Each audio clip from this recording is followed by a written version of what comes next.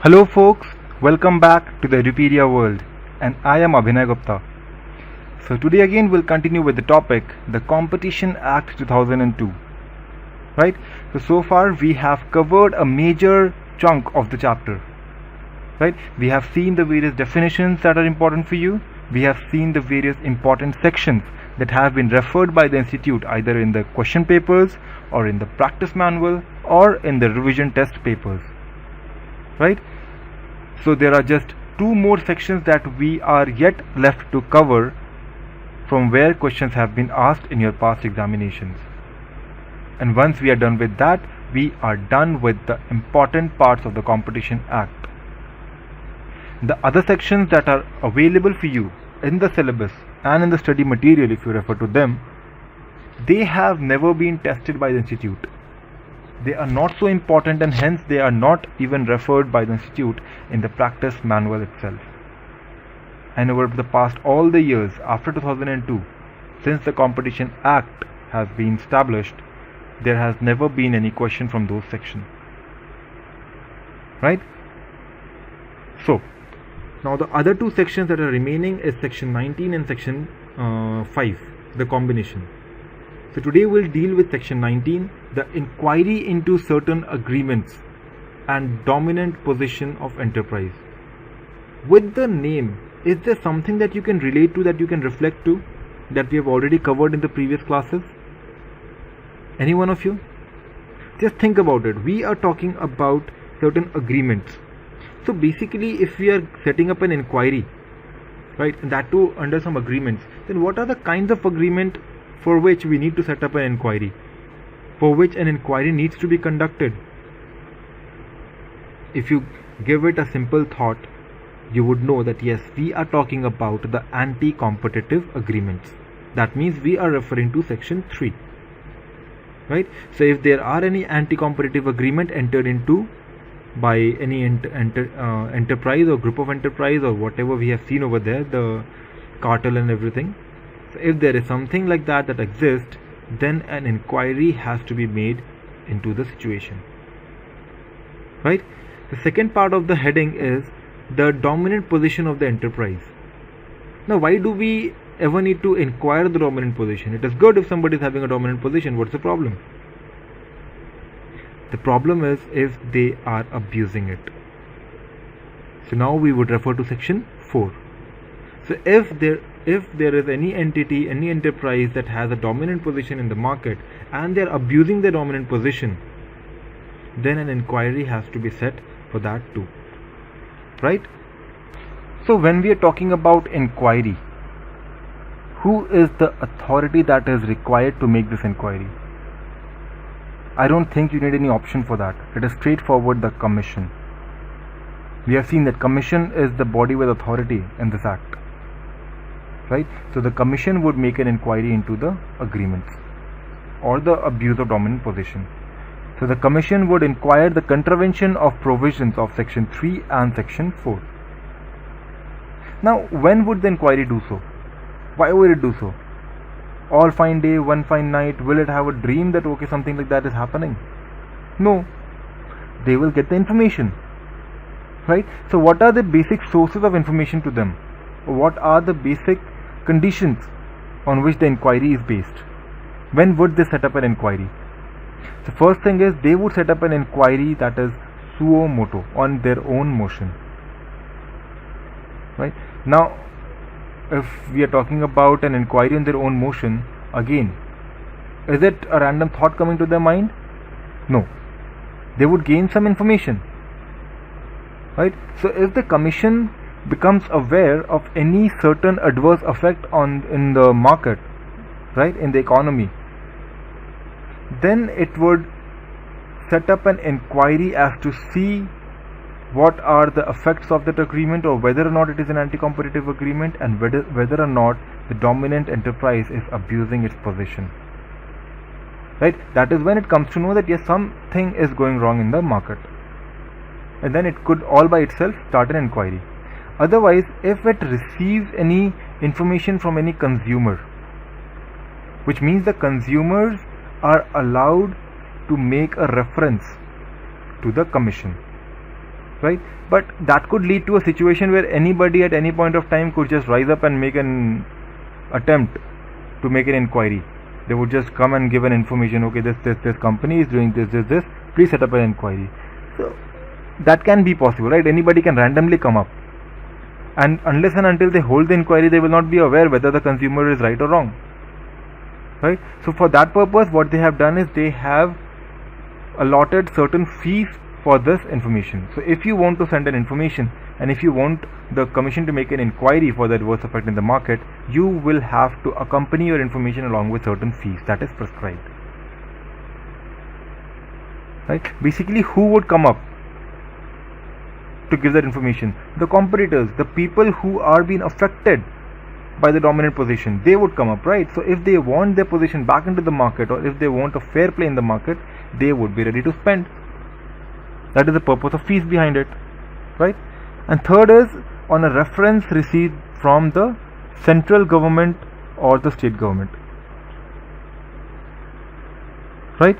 So if the commission at any point of time, or if the central government or the state government at any point of time feels that no, in their country or in their state there is certain company that is operating with an adverse effect in the market, or there is a certain group, there is a cartel prepared, or there are enterprises entering into agreement that is affecting the market, either they're controlling the production or they are inflating the price, or whatever they are doing, ultimately the consumer is suffering, right? So if these three situations are prevalent, they could make an inquiry into the matter. Clear with the point so far, right? Now when they are setting up an inquiry, what is it that they want to get out of it? What would they inquire? That is a question that should come to your mind. What is it that they are inquiring, right? So basically they are setting up an inquiry to determine three specific things, right? So what are they? Number one is the appreciable adverse effect on the competition. So this would relate to section 3. So section 19 subsection 3 relates to determination of the appreciable adverse effect on the competition due to the formation of the anti-competitive agreement, right? Now when they set up an inquiry, what are the effects that they would consider to be adverse? How would they understand that yes, these effects are adverse effects on the economy? What would they check, right? So they would basically see if there is any barrier that is created for any new entrant into the same competition. For example, XYZ are only three companies in the market for distributing any specific product, and now there is company 4 that wants to come up, right? And they have entered an agreement with all the distributors, right? What is the agreement? The exclusive supply agreement, that we would be your exclusive supplier. So if they are the exclusive supplier, obviously the fourth company can never penetrate into the market, right? So these kinds of agreement would have an adverse effect. So the commission is basically needed to see if there is creation of any barrier on the new entrant. This is a complete barrier, right?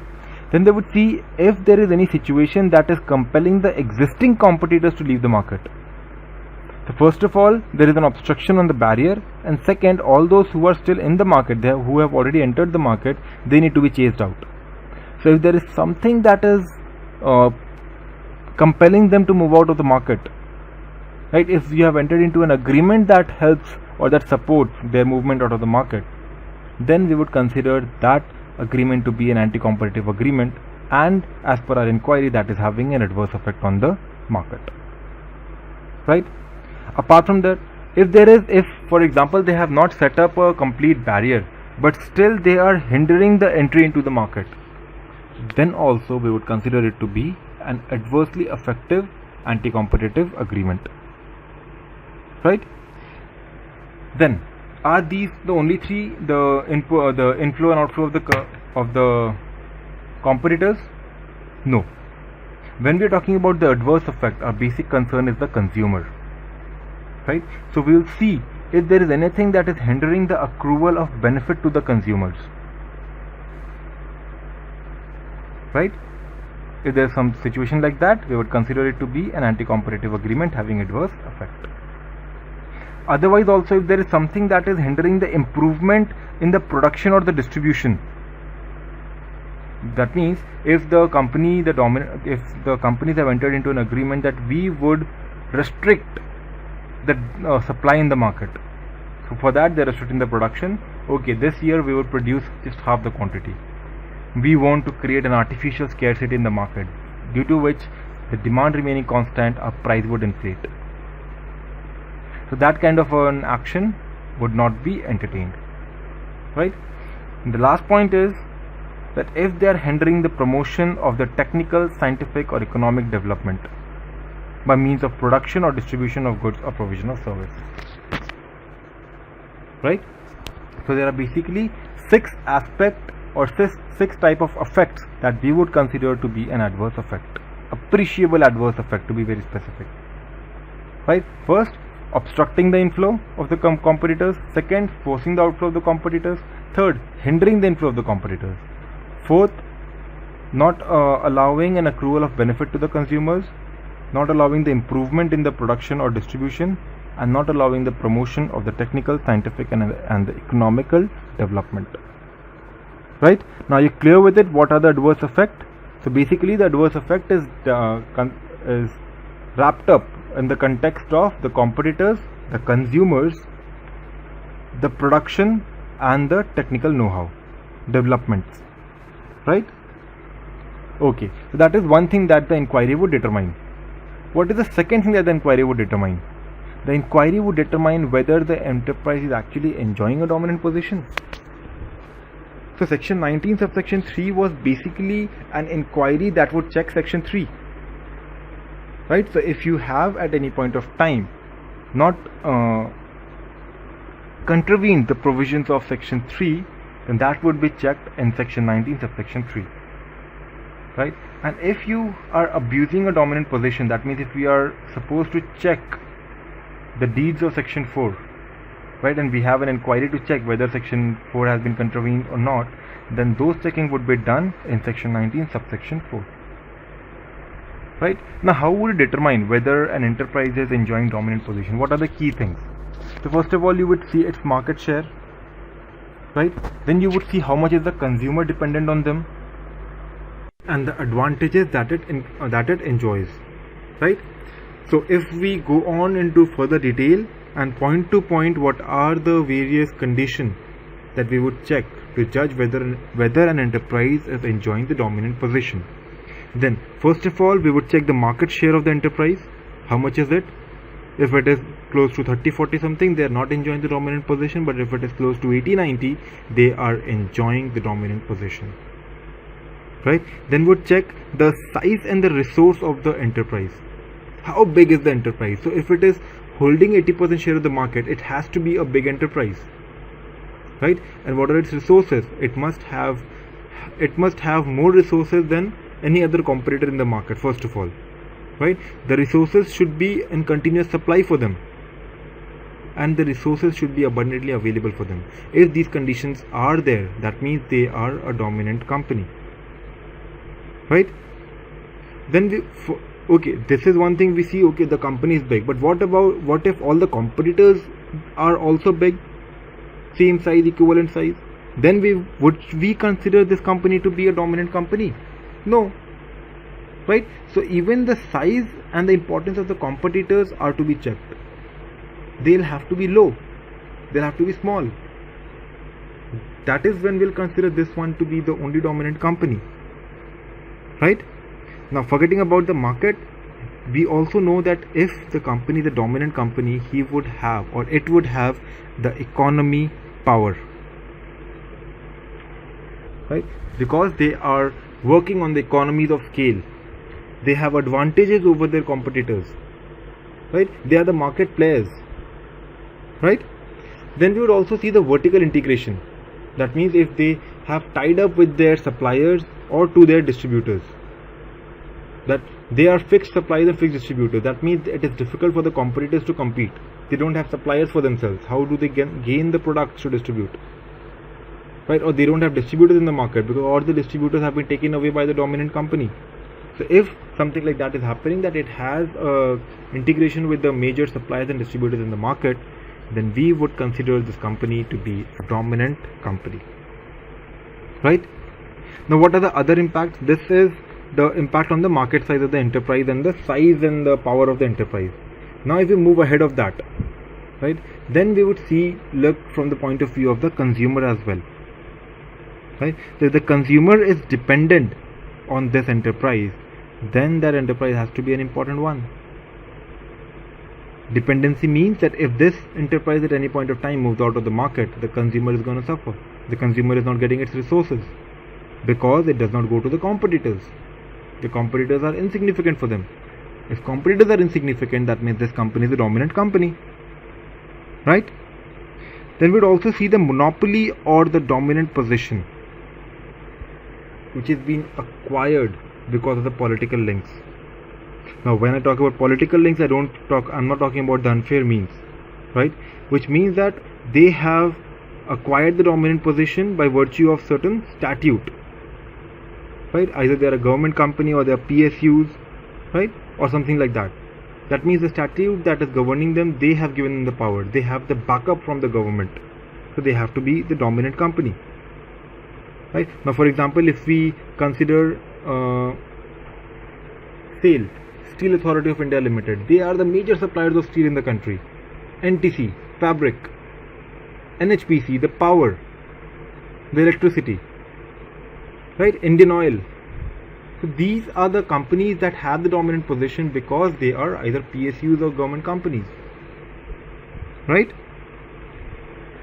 They would also check the entry barriers, right? And the entry barriers would include the barriers such as that regulatory barriers, financial risk, high capital cost of entry, market entry barriers, technical entry barriers, economy of scale, high cost of.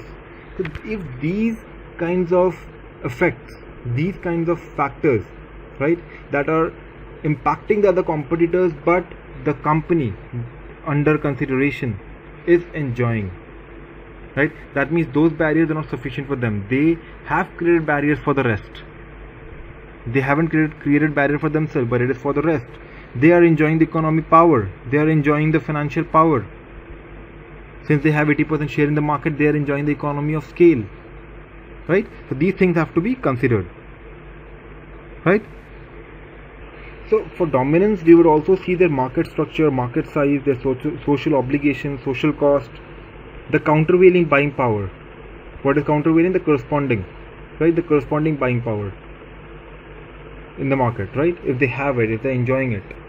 So these are basically the conditions that would prove its dominant position in the market, right? And at last, obviously, the other factor that the commission may deem fit.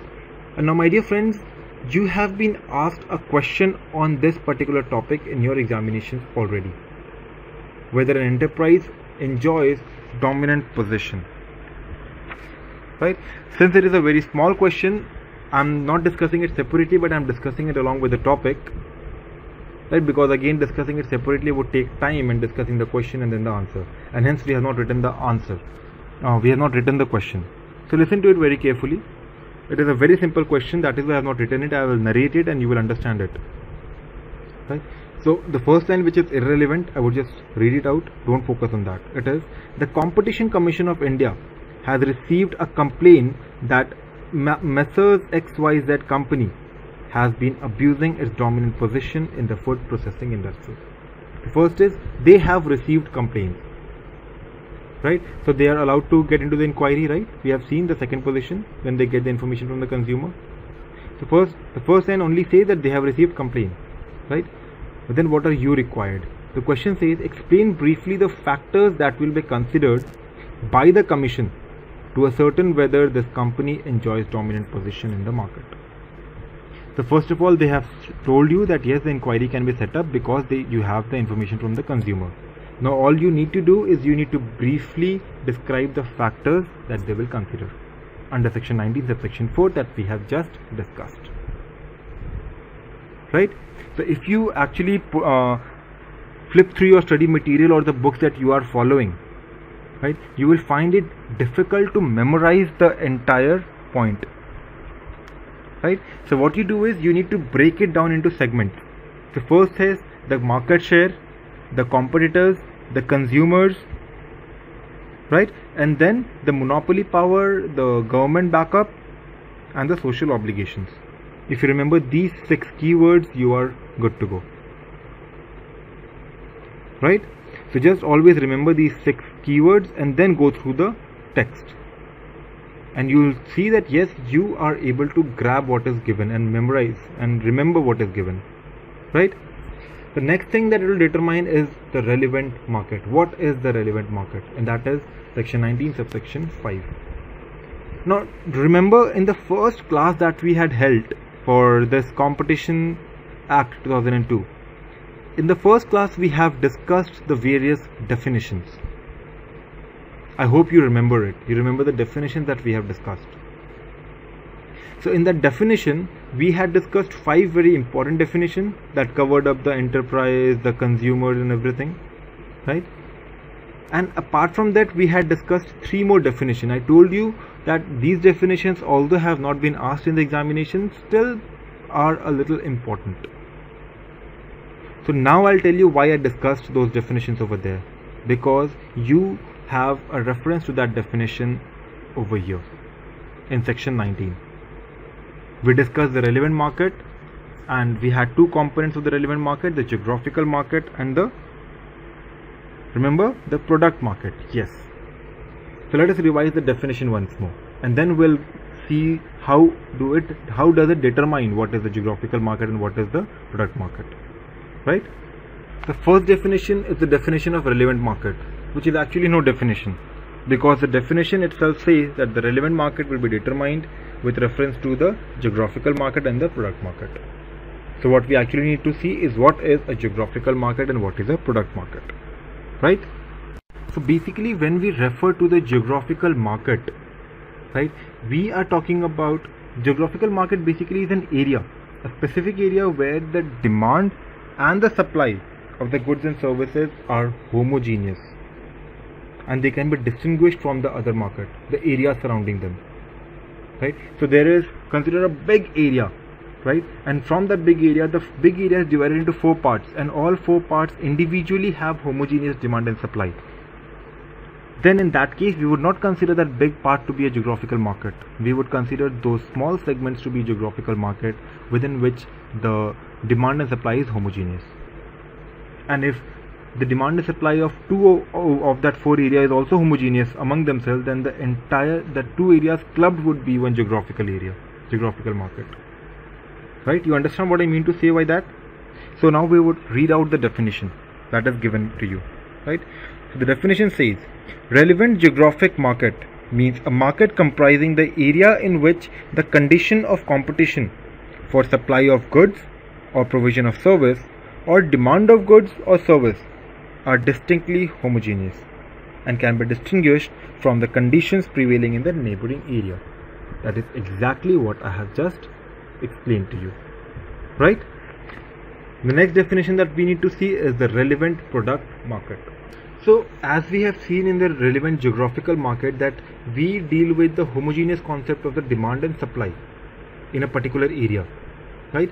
And when we are talking about the product market, the relevant product market, we are talking about that market or that place where goods, that specific good or similar substitutable goods are being bought and sold, right? So that would be the market. So if you're talking about the market of the cell phone, we are talking about those market where the other cell phones and the similar devices are being sold. It is not a geographical market that you have in your city. Let us go to this market, let us go to that market. No, that market is heterogeneous. It has all the available commodities in the market. You go for buying clothes, you go for buying food, you go for buying your groceries, you go for buying your sports items, you go for everything, right? But now when we are talking about a market referring to a product, we are talking about the market in which the product deals, right? So based on either your geographical market or your product market, you would decide your relevant market, right? So now we know what is a relevant geographical market by the definition, by the meaning. Now how will the commission determine under its inquiry the relevant geographical market for a product or for the enterprise? right? So what are the factors that it would consider? So it would basically see the regulatory and the trade barriers, right? That regulatory and the trade barrier would be different for different region, for different places, different states, right? So if we are talking about a particular geographical market, then that market should have a constant regulatory barriers or trade barriers, right? Then the local specification requirement, that has to be constant throughout that area, right? And then we will also see the national procurement policy, the policy of the nation, the national procurement policy of how do we procure the resources, how do we procure the goods that we need to distribute, right? We would also consider that. We will also consider the adequate distribution facility. That this is not to determine basically the geographical market, this is basically to determine whether or not it is a market, because if it is a market, it has to have an adequate distribution facility, right? Then it would also depend on the cost. That means if there is a product X and you have to send it at two places, and place A would require 50 rupees for the transport and place B would require 250 rupees for the transport, then this cost itself shows that these two places are distinct. They are differently located. One is very close and one is very far, right? So these two are different geographical market, right? And now you know that if you're talking about a geographical market, there has to be a common language in that area. The language of Bengal is different from the language of Bihar, it is different from the language of UP, different from the Maharashtrian language, different from the Odia language, right? So the geographical area in India, basically, because this is an act of India, would also depend on the language. If you go outside India, you may have a constant language throughout the country, but in India you know that the language is very diversified. So even language becomes the dominant factor to determine the geographical market, specifically in India, right? Then we can also see the consumer preference. Like if you go to Bengal, for the sweets you have the Bengali Rasgulla, very famous, right? If you go to Delhi, you have Chole Bhature, very famous. I'm talking about the food items that you can connect to. If you go to South, dosa, idli, sambar vada is very famous. So you can understand that yes, these things are region specific, right? So that is also to be considered. The consumer's preference needs to be considered, right? And it would also consider the area, the specific area, the diameter, right, within which you can have a secure and regular supply and the rapid after sales services. That is, if you're selling your car in a particular area, then you should have a regular supply in that area. You should not be waiting for 6 months, 7 months because the car is not reaching that area. No, if it is a geographical market for that product, that means you have sale, you have supply, you have distribution, because we know in geographical market, as per the definition, we have homogeneous demand and supply, right? That means there has to be supplies, right? So these are basically the 8 factors that we would consider for geographical market: the trade barriers, the local requirements, national procurement policy, distribution facility, transport costs, language, consumer preference, and finally the sales, right? Then when we deal with the relevant product market, now when we talk about product and we say that like products or complementary, supplementary products, not complementary, supplementary products, so they are very easily distinguished. When we talk about laptops, mobiles, tablets, right, or the new concept phablet that is coming up, so these have a physical characteristic, a common characteristic. They have their screen. For smartphones, they have the LCD screen where you access through your finger. You have bar phone, you have slide phones, you have flip phones, right? All these have a common characteristic that you can dial numbers, you can make calls, you can have other applications on them, right? And then the price of goods and services. For smartphones, they range from 5,000 to 50,000. Bar phones range from 1,000 to 2,000, 3,000, right? So that is the specification for them, right? Then you also see the consumer preference. The consumers are buying cell phones. Everybody needs a cell phone these days, right? So that is the market. Why you need to see the consumer preference? Because you have to have a market for that. You have to have demand for that product, right? Then exclusion of the in-house production or existence of a specialized producer. This means that you are not producing the stuff in-house. Okay, I'm producing it, I'm selling it, this is my product, my area. Then there is a rare possibility of having a competitive market, like common goods, similar goods, right? Because if you want to have similar good in the market, they have to be supplied from one location, right? So there should be a specialized producer for that good, right? And then you should also be able to classify the industrial products, right? So these are the 6 conditions that would help you to identify the relevant product market, right?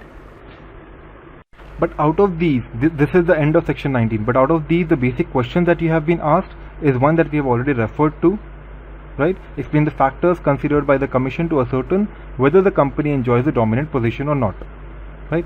And the other question that this has been asked in your exam twice, right? One is in CA final May 2011, which is not very far back, and again in November 2008, right? And you have been asked question on the appreciable adverse effect of competition as well, section 19 subsection 3, that has been asked in May 2010. So in that question, basically you had been given a situation where 2 companies have entered into an anti-competitive agreement that is having an adverse effect, and someone has sent a notice or an information to the commission to set up an inquiry.